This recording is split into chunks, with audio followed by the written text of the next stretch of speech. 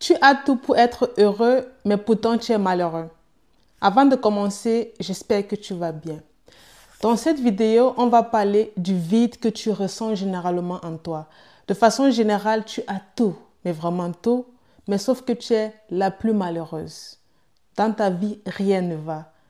Tu as de l'insomnie, pour certains l'anxiété, pour d'autres la dépression, pour d'autres le stress intense. Tout ça te fatigue et dans cette vidéo, on va parler de ça. Je vais d'abord commencer par t'expliquer pourquoi est-ce que tu ressens ce vide en toi.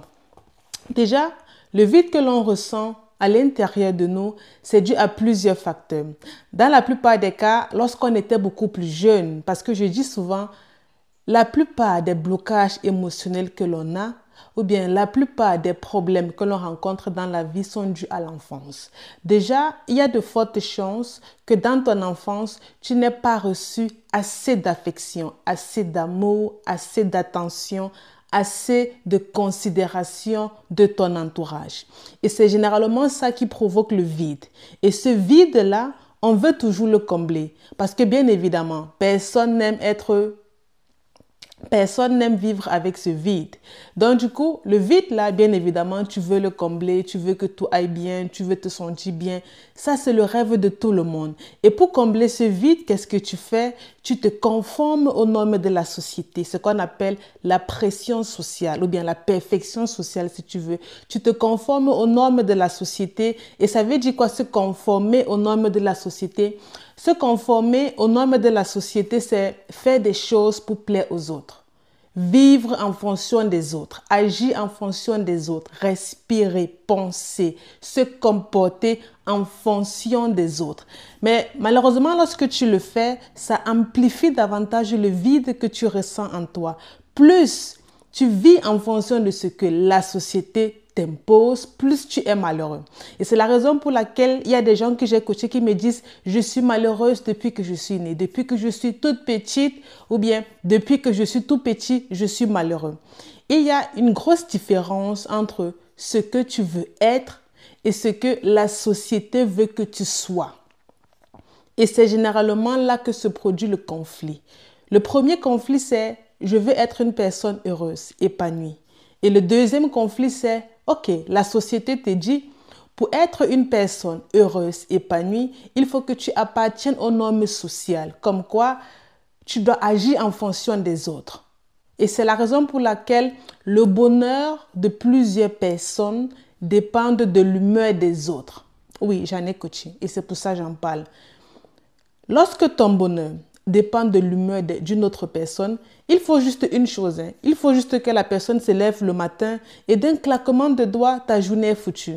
Il faut qu'elle se lève le matin et décide que, ok, aujourd'hui, tu seras malheureuse, elle va t'énerver et ça va davantage amplifier ce vide que tu ressens en toi.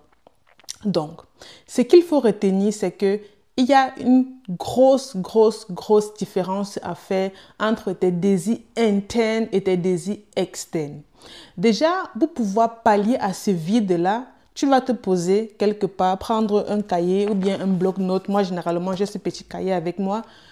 Tu prends des notes et tu te demandes qu'est-ce que je veux réellement pour moi? Qu'est-ce que je suis prêt à faire pour moi, pour mon épanouissement, pour mon bonheur? Et d'un autre côté, tu te demandes qu'est-ce que la société exige de moi? Est-ce que je suis capable de répondre aux attentes de la société? Si tu n'es pas capable de répondre aux attentes de la société, il n'y a pas de souci par rapport. Déjà, je dis toujours en coaching, les lois de la société sont toutes des lois mais complètement erronées parce qu'elles poussent la plupart des gens à ne pas s'aimer, elles poussent la plupart des gens à se détester, elles poussent la plupart des gens à vivre, à accepter des choses qu'elles n'auraient jamais acceptées de leur vie. Elles poussent la plupart des gens à être hypocrites, jalouses. Parce qu'on se dit toujours, les autres sont mieux et nous, on n'est pas mieux. Du coup, ce que je t'invite à faire, c'est de prendre vraiment une feuille ou bien un cahier. Tu vois, tu peux les diviser en deux. Tu divises la feuille en deux. Et d'un côté, tu notes exactement ce que tu veux pour toi, ce que tu désires pour toi. Et d'un autre côté, tu notes ce que la société exige de toi et ce que tu n'es plus capable de tolérer venant de la société. Parce qu'une fois tu l'auras fait, tu vas commencer à construire ton propre bonheur. Et c'est ça que j'appelle se reconnecter à soi-même. Pour pouvoir te libérer de ce vide-là qui t'empêche vraiment d'être heureuse, tu dois te reconnecter à toi. Pour te reconnecter à toi, tu dois te poser une question principale. Est-ce que je m'aime? Ça c'est une anecdote personnelle que je vais vous raconter. Je ne m'étais jamais posé la question à savoir si je m'aime ou pas. Jamais de la vie. Je ne l'avais jamais fait. En fait, ça ne me venait même jamais à l'esprit de me poser une question pareille. Parce que pour moi, avant, le plus important, c'était de, ok, manger, dormir, avancer, respirer, être en bonne santé. Pour moi, c'était toute ma préoccupation. C'était vraiment ma préoccupation première. Mais depuis que j'ai commencé le coaching, je me suis rendu compte que c'est une question importante, capitale. Et lorsque je pose ça à chaque fois aux personnes que je coach, elles sont surprises. Quand je demande, est-ce que tu t'aimes? Toi qui me regardes actuellement, est-ce que tu t'aimes réellement? Parce que si c'est que tu ne le savais pas, la plupart des gens qui ressentent ce vide intérieur, en réalité, ne s'aiment pas du tout. Pourquoi? Parce que lorsqu'on ressent ce vide intérieur, on va toujours faire des choses pour faire plaisir aux autres. On sera excessivement gentil et généralement, on sera aussi dans la dépendance affective. La plupart des gens qui ressentent ce vide intérieur ont des crises de colère excessives. Et la plupart des gens qui ressentent ce vide en elles ne s'écoutent pas.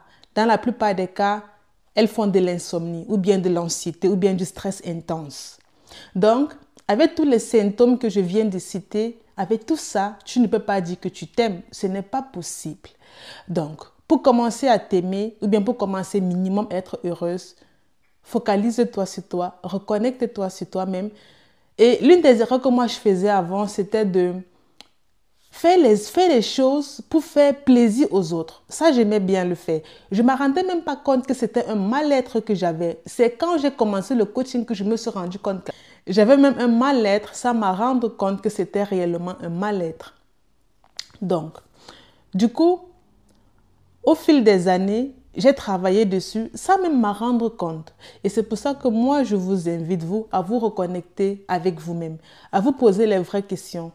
Qu'est-ce que je suis capable de tolérer? Qu'est-ce que je veux pour moi?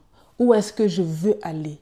Et je ne sais pas si je l'ai mentionné, la plupart des personnes qui ressentent le vide en elles, elles ont peur du rejet. C'est la raison pour laquelle elles font des choses pour faire plaisir aux autres. Elles ont peur d'être abandonnées, elles ont peur d'être laissées à elles-mêmes ou bien abandonnées à elles-mêmes. Et pour l'éviter, forcément, elles font des choses pour faire plaisir aux autres. Et lorsqu'à chaque fois tu fais des choses pour faire plaisir aux autres, tu t'en rends compte que finalement, malgré tout ce que tu as, malgré le boulot que tu as, la santé que tu as, rien ne va dans ta vie. Et du coup, je vous invite à mentionner en commentaire si vous ressentez généralement ce vide en vous et quelles sont les astuces ou bien les techniques que vous avez déjà utilisées jusqu'à présent pour pouvoir vous en sortir. Parce que je suis passée par là, sans même me rendre compte que je ressentais ce vide en moi. Mais avec le coaching que j'ai fait, les formations que j'ai fait, directement, j'ai travaillé sur moi. Ce qui est une chose extraordinaire. Donc, je vous invite, vous aussi, à mentionner en commentaire si vous avez actuellement ce vide en vous, si vous ressentez actuellement ce mal-être, pour pouvoir encourager d'autres personnes à pouvoir se livrer.